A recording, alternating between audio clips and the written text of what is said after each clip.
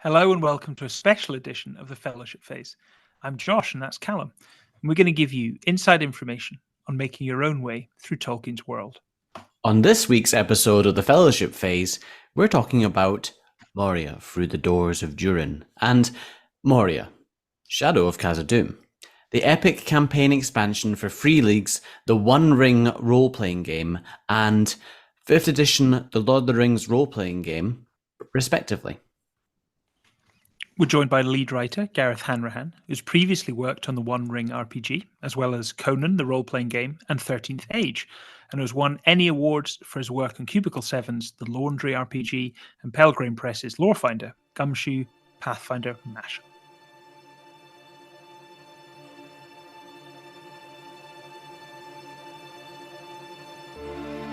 For long ages, the great city of the Dwarardolf was a seat of dwarven kings, and they were rich beyond measure in gold and mithril.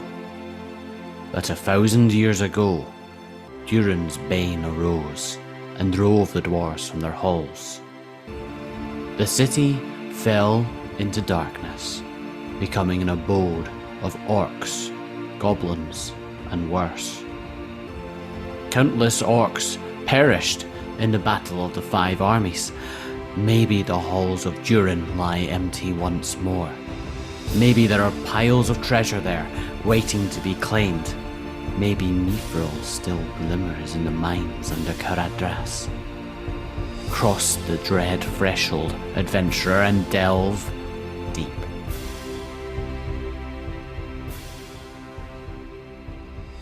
Good afternoon, Callum. Good afternoon, Gareth. Hello, and good afternoon. We are with Gareth Hanrahan today, has joined us to talk about the Kickstarter for Through Durin's Door. We thought it was a great opportunity to talk about game design with the person who does it himself. So Gareth, welcome to the podcast. Thank you very much for having me. Now, the Kickstarter has been a huge success. It didn't take a great deal of time to hit its target and also stretch goals. You must be delighted with the feedback you've had so far. Delighted, slightly intimidated. Just like you look at the numbers and you're fine because they're in like Swedish kroner. You're going, that's silly money. It can't make any sense. And they click the convert button and it says like a million, whatever, literally €1 million, and you're going, oh dear Christ. So yeah, very, very, very gratifying. Also very terrifying. Well, that's a good bit of context. We could talk a bit about how we went from the idea to €1 million worth of investment and people wanting to buy the game. So no pressure. Could you talk? What can players expect? Like maybe we should start there. What can kind of players expect from people have backed it? They're going to be getting the books at some point. What are people going to see in the books? Well, it is a guide to Moria in the waning years of the Third Age. It's sort of structurally, it's got a bunch of patrons, adventure hooks, reasons the players might want to go into Moria. It's got rules for exploring Moria. It's got various entities and factions you'll encounter in there, and then a wide swathe of landmarks of locations within the city. It's set in like 2965, so basically before Balin's expedition, sort of standard time frame for the One Ring Second Edition and Winters of Middle Earth. And yeah, basically it is a large toolkit. You can either use Moria as a one-shot adventure, which your character's passing through it for some reason or going one earned in, or there are like frameworks there where you're doing a whole attempt to retake it or searching for some particular lost treasure in there. And yeah, it will be lavishly illustrated, and there is a fantastic map which is being hand inked at the moment. That is fantastic. We love maps. The map looks incredible, and as an owner of the maps that have already been produced for the One Ring Second Edition, I'm just very excited to unfold them. Yeah, the approach we take for the map is that it is it's a map that's been drawn by dwarves, the Blue Mountains, after the fall of Moria. So it's basically based on their like records and memories that they're trying to reconstruct it. So it may not be entirely reliable. Locations marked on it may have been destroyed or overrun or are inaccessible. So basically, just because locations on the map doesn't mean it exists, and some of the locations that are in the book that aren't on the map that people who made the map didn't know about for various reasons. Oh, that is Great. That's brilliant. I really like that idea. As a lore master, it's really giving me ideas of ways to trick and confuse. I mean, what? Inspire, not trick. Right. Inspire is what you're supposed to be doing. When you're working with a map like this, we've spoken before about like when we're designing encounters. Sometimes we'll see a map and then work from the map to do the encounter. For the book, was the map a starting point, or was the map constructed once you'd worked through those landmarks? The map came after the landmarks. Basically, I did up a list of landmarks and that got passed on to Francesco, the map person. Two Francescos working on it, which makes things more confusing at times.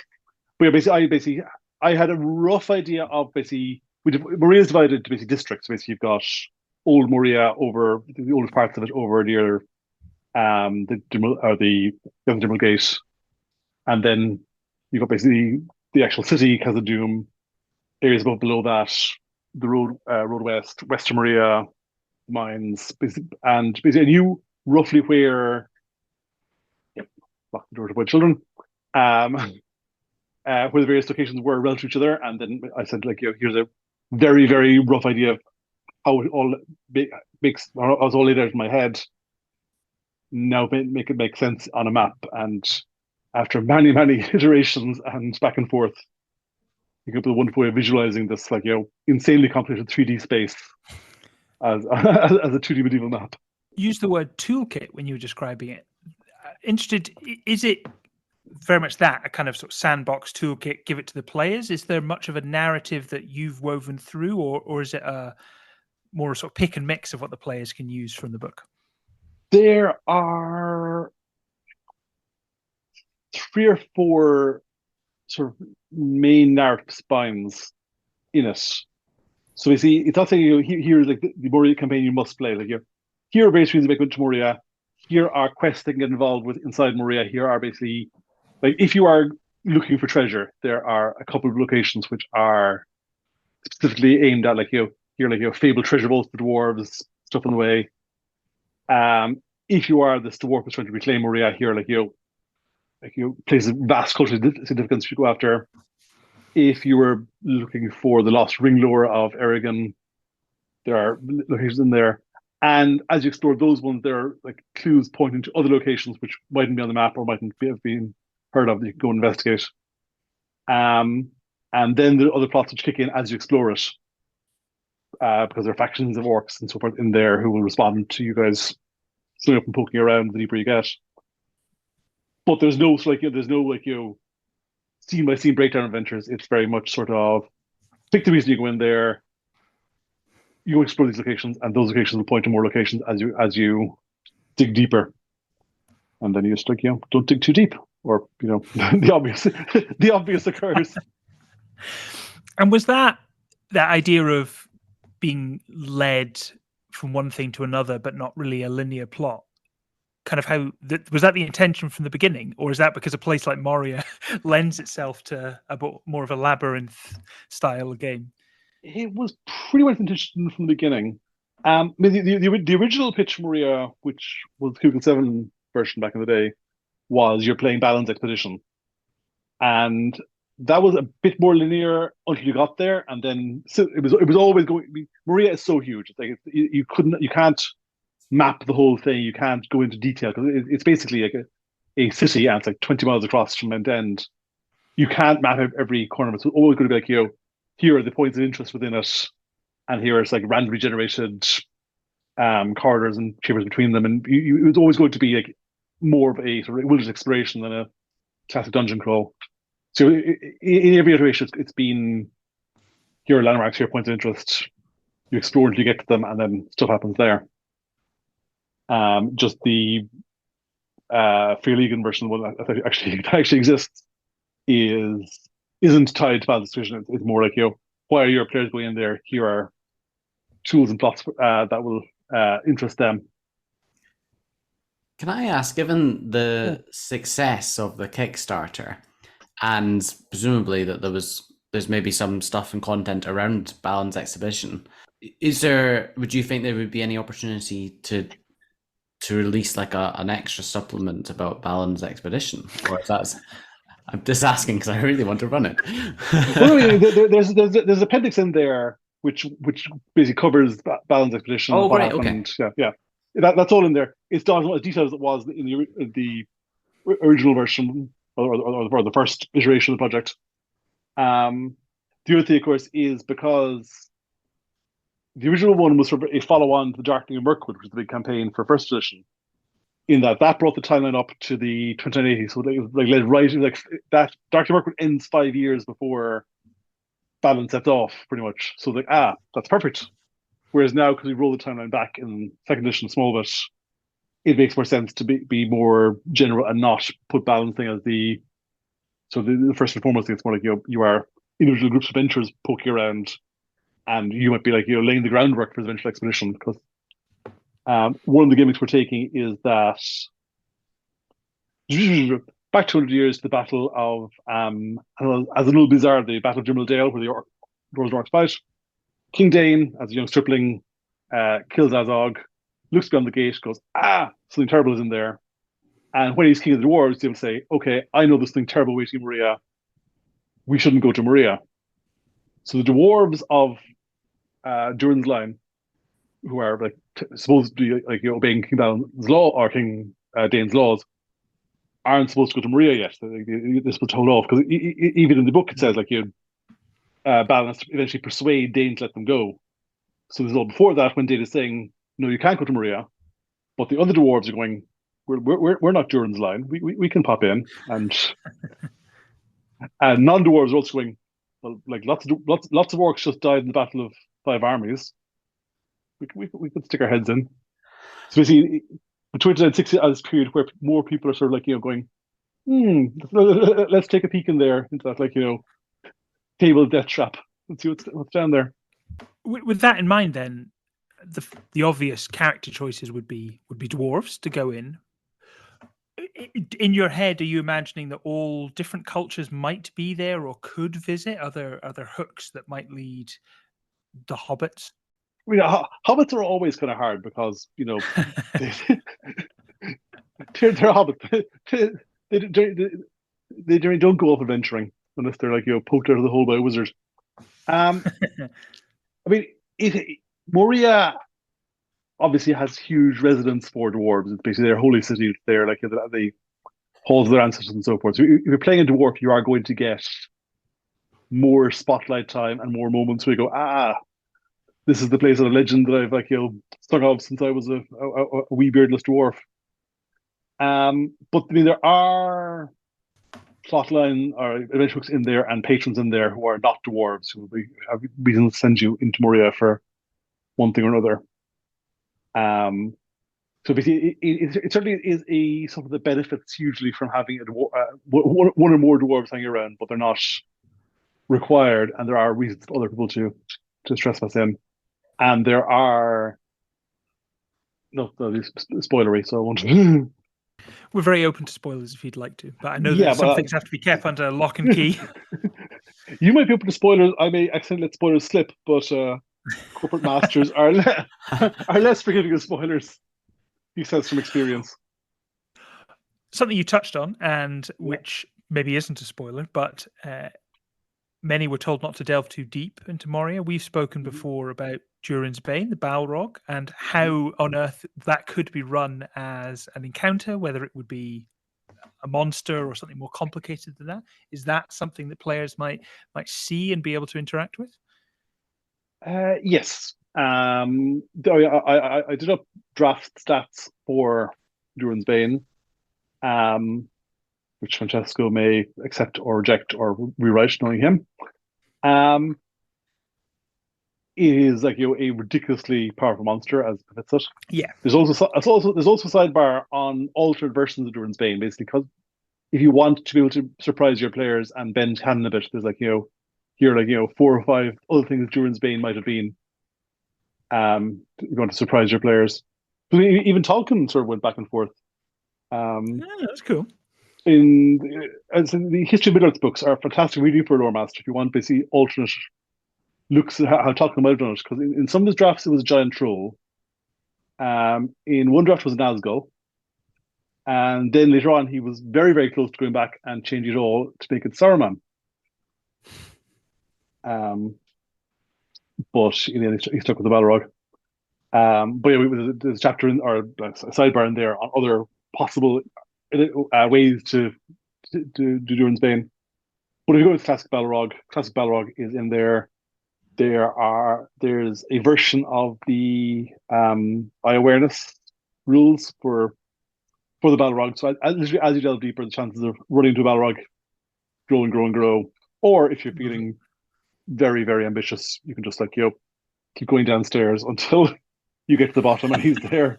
I love the idea of running the Balin's expedition. Like, we've been talking about doing some like mini adventures in the Grey Mountains and other things with dwarves, and then gathering all these like player characters, taking them to Moria, and then I just get to like a sort of doomed campaign sort of turn up the Balin. I think that would be quite a lot of fun for me. Hopefully it'd be fun for the players as well.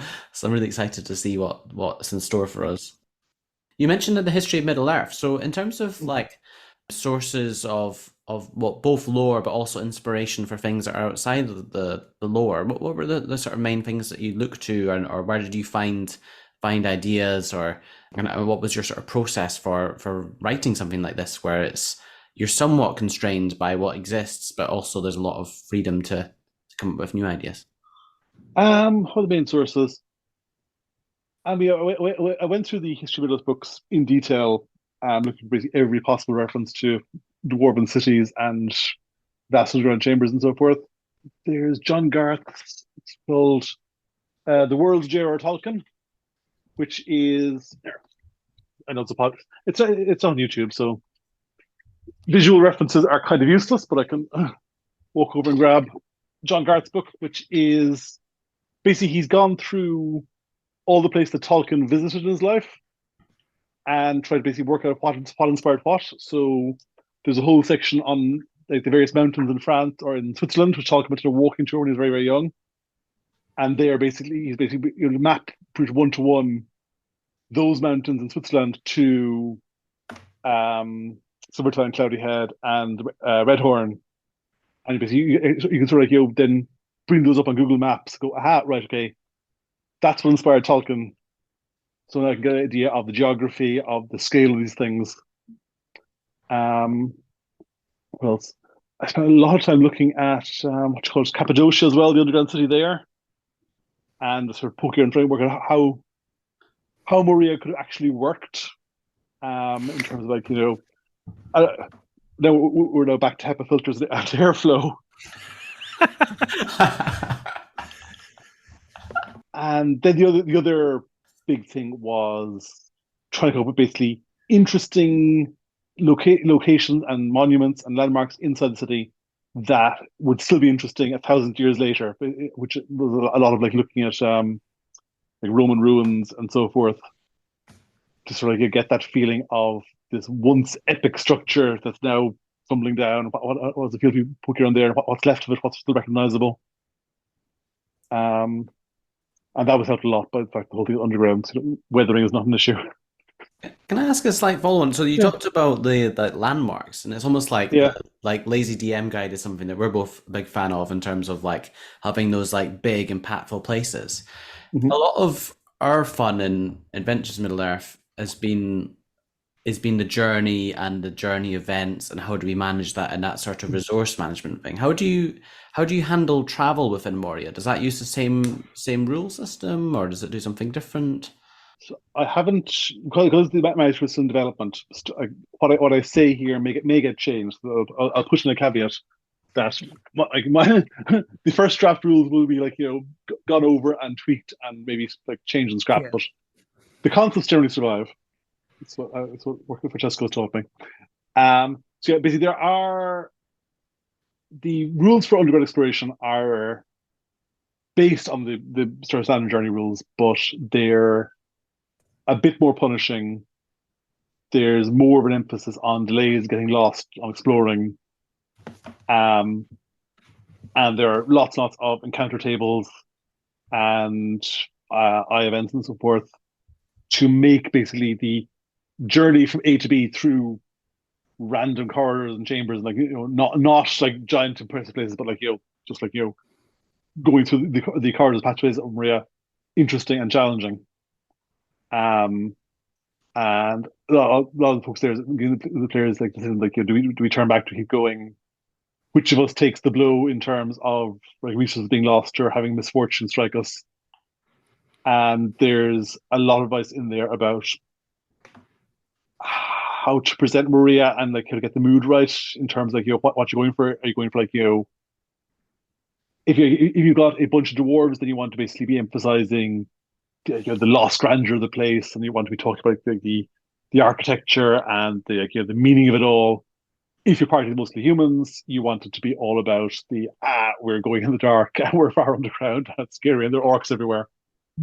So yeah, there's a lot of stuff on mood and presentation and events the lore master can drop in to sort of spice up journeys and exploration.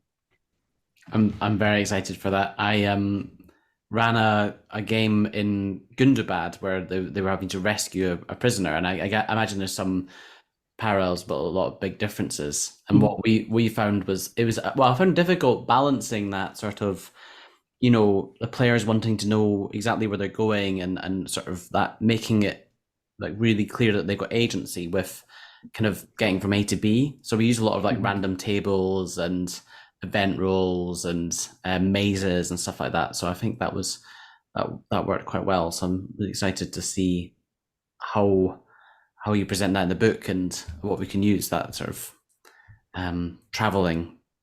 Yeah, I mean, for traveling, a lot of time the players are, if you're going from A to B, especially overland, you go through a fairly set route. You'll be county hexes. So the players, you're right, don't have much choices. So a lot of the challenge is can we come up with events and encounters that will either give the players a choice or give them something to talk about.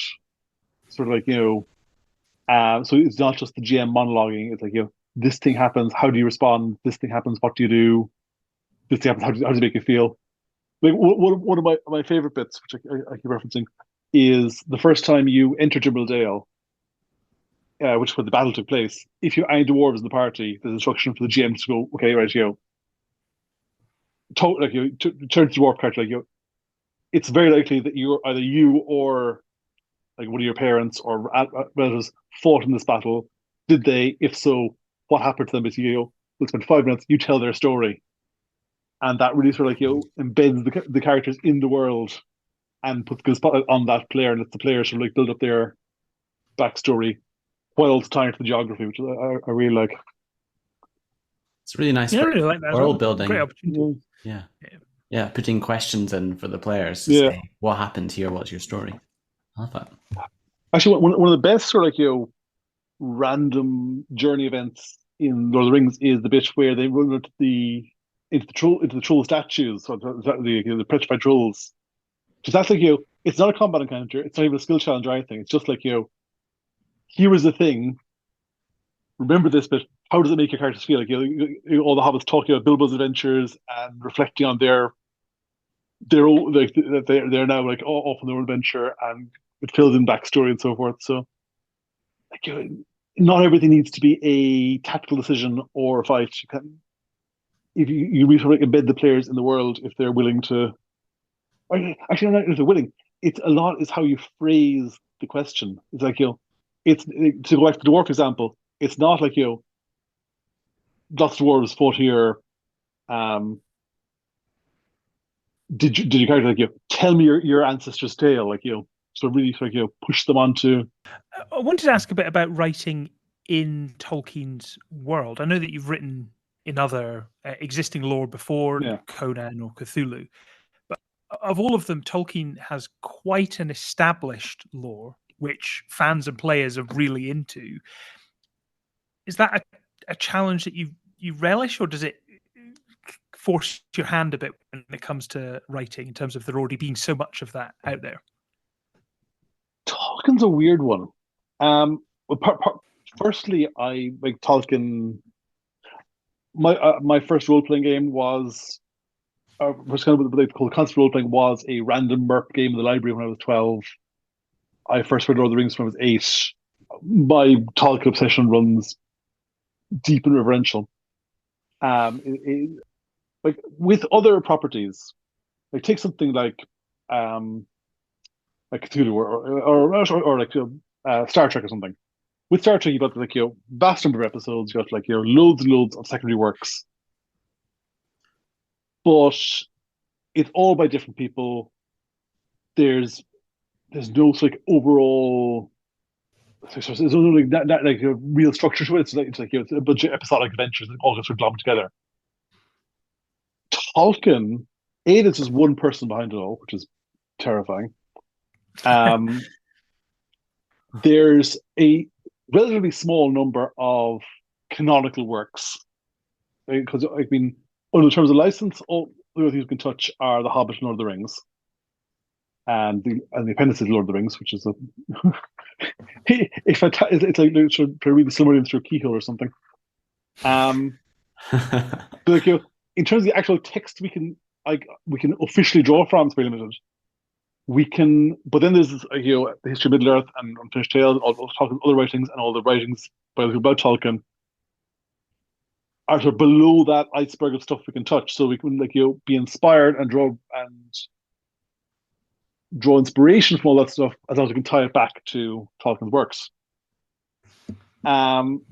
So it's easier on one level in that the scope of the thing is very limited to like these two books, which I've read like thousands of times, so I know them pretty well. But there's also this vast amount of criticism and analysis that I also have to be aware of, because basically other people also know the books very, very, very well. And the other thing is the way Tolkien writes and sort of the mood of the books is very, very distinct. It's that whole sort of historic melancholy, this fantastic awareness of language and like names and so forth. It's very easy to do a sort of a vague Tolkien fantasy pastiche that doesn't ring true, and it's very hard to get it right. So a lot of it is basically just like writing stuff, going, no, that's not quite Tolkien enough. But then on the third hand, the other issue is that even Tolkien himself had different registers of how he wrote, because like The Hobbit didn't start up. Hobbit started off as a kid's story. Lord of the Rings goes all over the place in terms of tone and seriousness. So you've got like, it starts off with this like sort of quasi-Victorian boys' own adventure Hobbit stuff, and then you like wander through the fantasy version of the Psalm, and then you get onto these like take a quick detour through like Tolkien's like love of Beowulf, and then you end up in this like sort of quasi-biblical eschatology at the end, and trying to find anything. Not that I think it fit in, but there are lots of things that will resonate with one part of the book, and you're trying to make sure it fits with everything. It's a very distinct and tricky mood to capture for licensing, as opposed to like Cthulhu, where you like put in despair and tentacles and it'll sort of fit. Yeah. We've spoken a lot about writing and, as game masters, specifically for our group, and we know kind of the content and style that we as a small group like, and we've kind of worked towards that. Yeah. I imagine the challenge, though, for you must be very different writing for a kind of blank canvas of many, many players who might want different styles of games. Yeah. I mean, you want the book to be functional. That's first thing. It has to provide something useful for the lore master. Like it's a guide to Moria, but it's not like it's like here are like 10,000 pages of history of Moria, and there's no extra way to use it in the game. Everything in there is like here's how it actually can be used at the table. So I'm a big believer in actually pretty useful game material. And the other thing you have to be aware of is that most players aren't. I mean, not most, but a high percentage of players won't be like full on talking fanatics. They won't. They'll like they'll have seen the movies, they'll have read the books, and they'll have gone up a Tom Bombadil or something. Um, I would actually, as a complete aside, I would love to get access to Amazon Kindle because you have the Kindle like track where you've been reading. I would love to see how many people give up on Lord of the Rings around that section. So yeah, you when you're writing for publication as opposed to for an individual group where you don't know what the audience is going to be, all we do basically provide support for multiple play styles. Basically, provide support for people who want basically a fairly straightforward fantasy adventure where they want to play with the Middle Earth names and tropes and like have fun. Like I want to do stuff like Aragorn. I want to have a fight where I can do cool archery stuff. That's provide scope for that. You want to provide support for the people who are super into Tolkien and want basically to get the sort of hidden little nuggets of Middle Earth lore. So you got throw references to obscure dwarves from the appendices and like sidebars and do Balrogs of wings and so forth. And also you want to provide support for people who aren't necessarily super Tolkien heads, but want a well-constructed, vast dwarven city which they can use in their games, and aren't too concerned about the intricacies of Middle Earth lore, but basically want it to be a solid game product. So there's lots of basically plots and intrigue and so forth in there. And yeah, a lot of it is basically just trying to balance those different concerns, which is, it's tricky, but it's not super tricky. They're not clashing too much. The main thing is basically doing all that while staying true to that Tolkien feel, which is the really hard part to replicate in a book or at the table. Well, at the table is more forgiving because, when you're playing with friends, you can have a laugh. You can it doesn't need to be super super serious. But when you're writing, people will be digesting it in a much more sort of sober, not necessarily considered, but it will be analysed on a different way than it will be at the table. You mentioned there, Gareth, about running and writing the game for different play styles. Well, in terms of making the game product inclusive for different players coming to it, how do you approach that? Because obviously Tolkien's writing, we know that there's not many female characters, for example.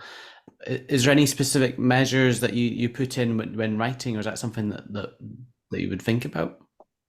There would certainly be a lot more female NPCs and so forth in the books than would be in the game material than would be in the books. Again, it is sort of finding the gaps and the places where Tolkien is open and sort of slipping stuff in through there.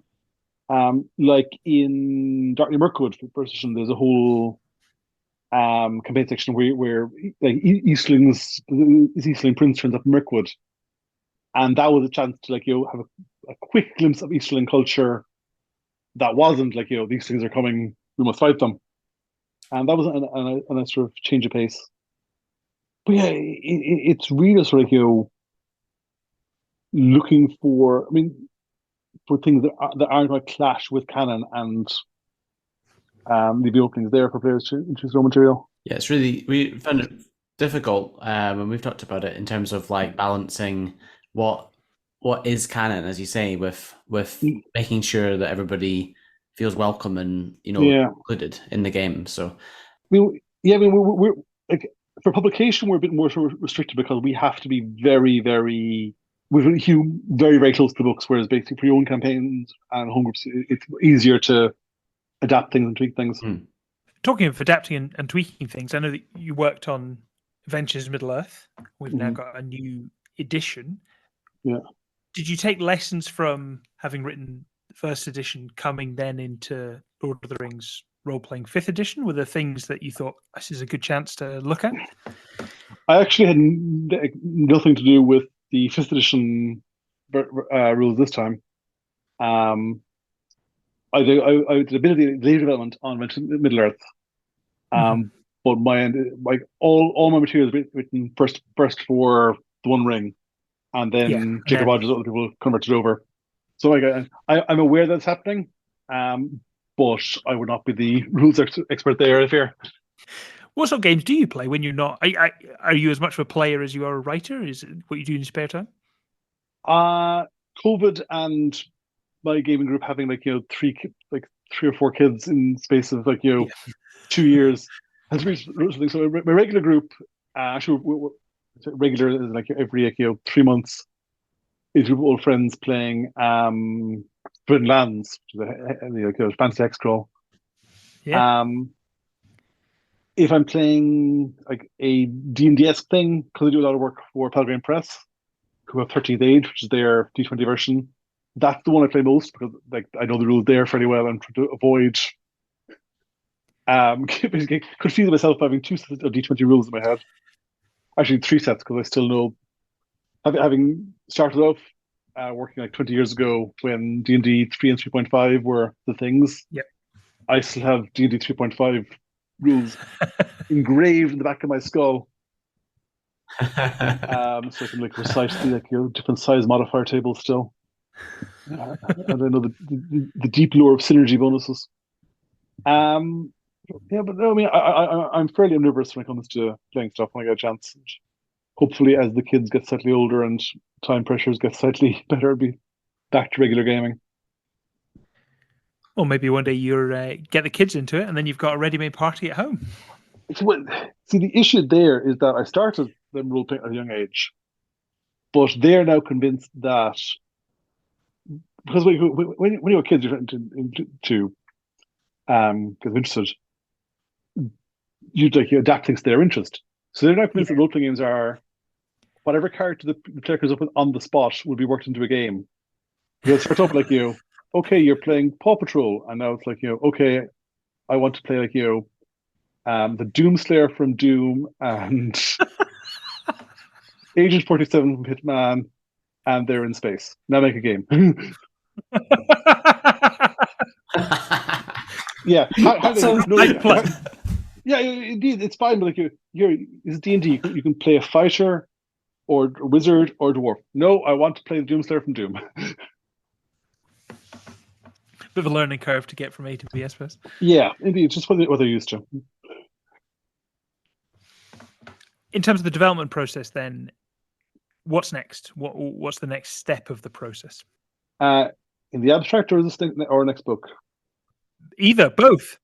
Oh, Okay, well, the development process in the abstract for most Wondering books so far has been either pre-league say we want a book on topic X, and I come up with a outline which they approve, and then I write up that outline, and then it goes off to Francesco and Co for rules development and editing and chronicle development.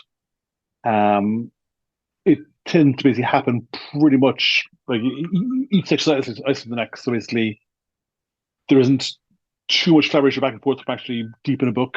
Like I wrote Moria largely on my own, although it was uploaded to Dropbox. They could poke in wherever they wanted. And now that it's been passed on to them, I won't hear much back until a lovingly illustrated PDF drops into my inbox, and I go, "What do you think?" And I go, "Awesome." So it's more sort of like iterative development, or not the opposite of iterative. Whatever the opposite, not non-iterative development. Basically, it's like waterfall. That's the one. But basically, I finish my stage. It passes on. It passes beyond my canon out of sight and mind.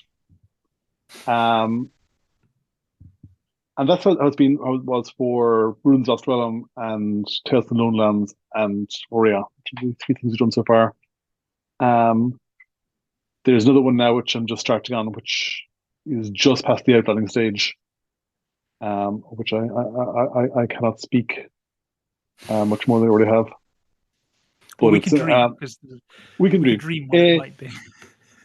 It's more adventure-y, and it's a bit more down south.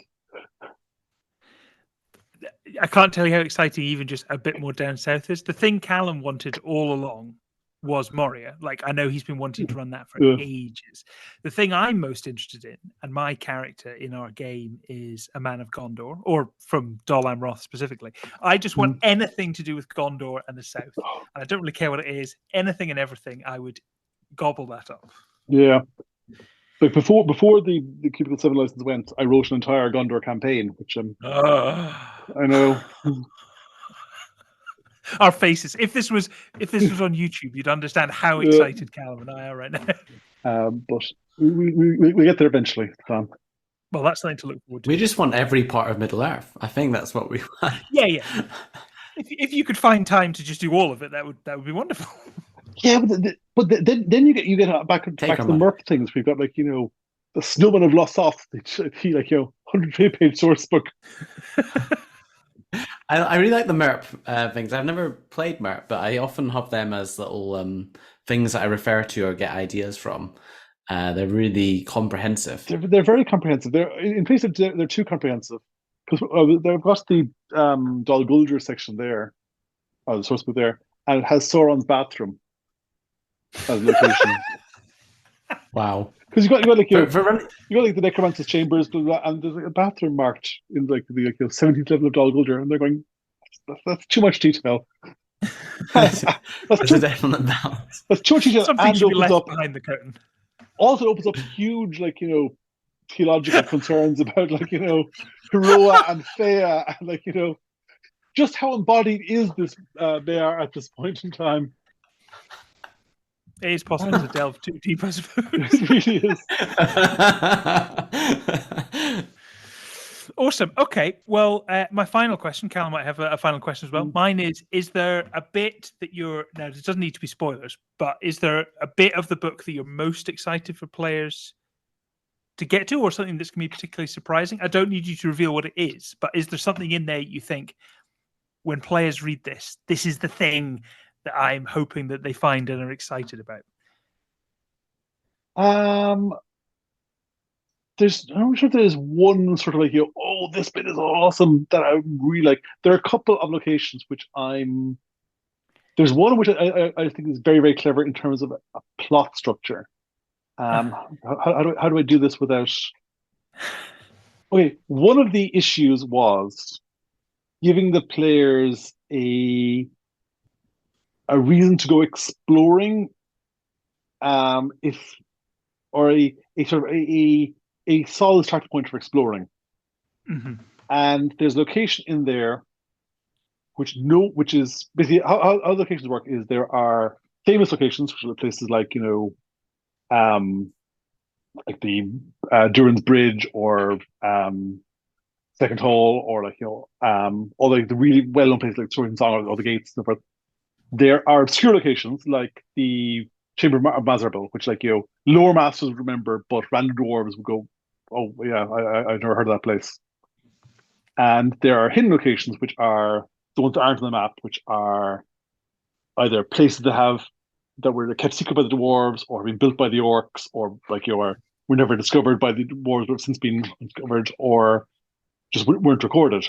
And there's one of those which is hidden, so it's on the map. The players will have to, like, you know, work out how to find it or stumble across it by chance.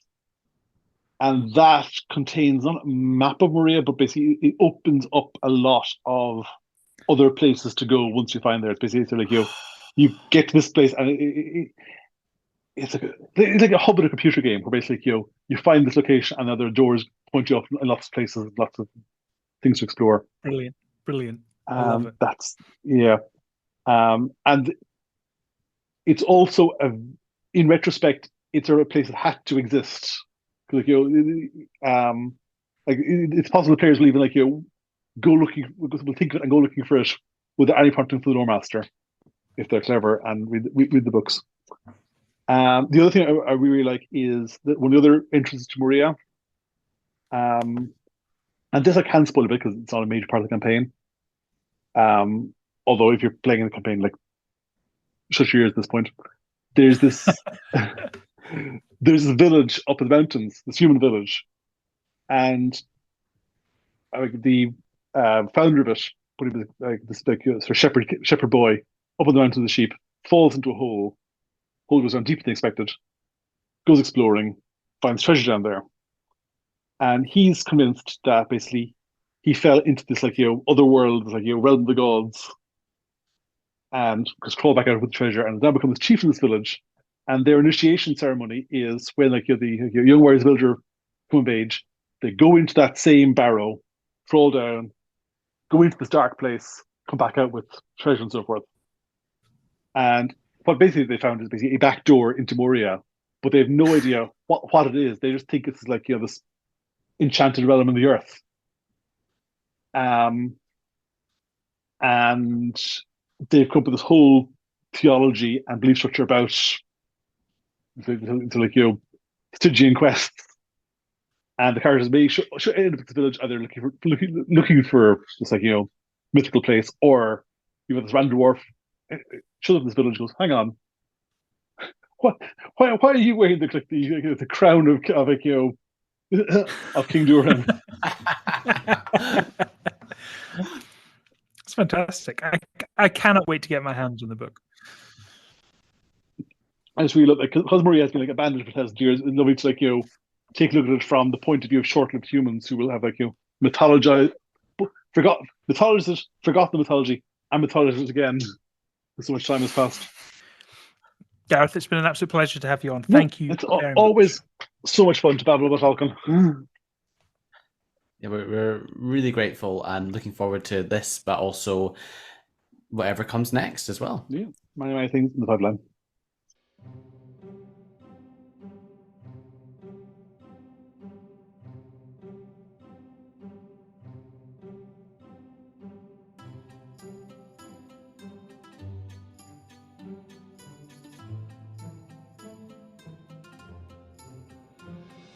No emails except on party business. And comment suggestions and questions to thefellowshipphase@gmail.com.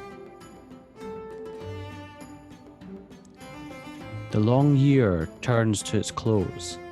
Much we have accomplished these last seasons. Our fellowship disbands, but is not broken, and we will return.